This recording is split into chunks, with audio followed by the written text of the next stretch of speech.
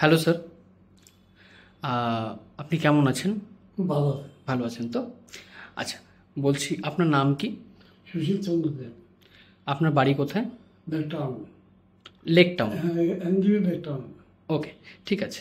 আহ, আপনি hearing aid ছাড়া যেভাবে শুনতেন, আপনি হিয়ারিং এইড লাগিয়ে কি ভালো শুনতে পাচ্ছেন? এটা একদম পরিষ্কার শুনতেছে। একদম পরিষ্কার শুনতে পাচ্ছেন।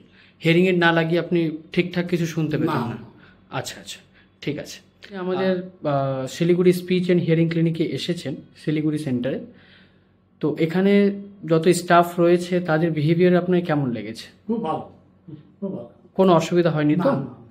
আচ্ছা, পরবর্তীতে কেউ যদি আপনার কাছে কেউ জিজ্ঞাসা করে যে হিয়ারিং এইড লাগবে অথবা কানের টেস্ট করতে হবে, তাহলে কি আপনি কাউকে শিলিগুড়ি স্পিচের কথা বলবেন? না না, 100 বার 100 বার 100 বার আমি তো এখানেই পাঠাবো।